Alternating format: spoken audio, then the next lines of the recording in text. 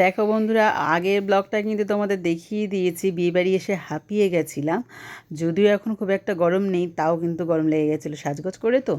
তো প্রথমেই গলাটা ভিজিয়ে নিয়েছি, তারপরে দেখো চলে এসেছি একদম আবার সামনে ভিডিও করতে। তো দেখো গেটটা খুব সুন্দরই সাজিয়েছে, আর সামনেই কিন্তু রেখেছে গণেশ দাদার একটা মূর্তি, জাস্ট কিন্তু দারুণ মূর্তিটা। এবার দেখো ভেতরে ঢুকে গেলাম সিঁড়ি দিয়ে, এবার চলে এসেছি কিন্তু স্টার্টারের দিকে।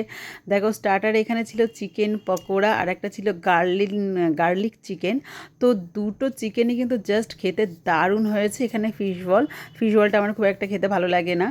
আর ছিল ওখানে বেবিকর্নটাও কিন্তু খেতে দারুণ হয়েছে। এবার মেন কোর্সে চলে এলাম। মেন কোর্সে দেখো রয়েছে কচুরি আর চানা মশলা, এটা আছে বাটার ফিশ ফ্রাই, আর তার সাথে স্যালাড আর স্যালাড সস। এদিকে আছে দেখো রাইস। তো রাইসটা বন্ধুরা দুর্দান্ত খেতে হয়েছিল। আমি কিন্তু খাওয়ার পরেই ভিডিও করে তোমাদের রিভিউ দিচ্ছি। এখানে ছিল কাতলা কালিয়া, খেতে একদম ওয়াসাম, দারুণ। যে ক্যাটারার রান্না করেছে কিন্তু দারুণ। আর এখানে আছে দেখো মাটনটা ফার্স্টবারে খুব ভালোই খেতে ছিল, সেকেন্ডবার যখন নিলাম তখন ওই যে বারবার করতে হয় না মাটন, তো মাটনটার নুনটা একটু কম ছিল।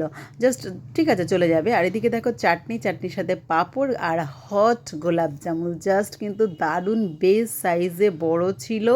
আর ছিল তার সাথে জিলিপি, একদম কিন্তু জমে যাওয়ার মতো মিষ্টি। আর দেখো একটা আইসক্রিম নিয়ে নিলাম লাস্টে, নিয়ে কিন্তু একটা আইসক্রিম খেয়ে নিলাম।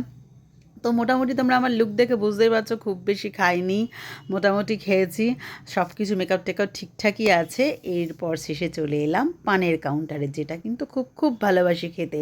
আর দেখো তোমাদের দাদাভাইও চলে এসেছে আমার সাথে পান খেতে, আর তার সাথে আছে আমার দাদাভাই। চলো বন্ধুরা, টাটা।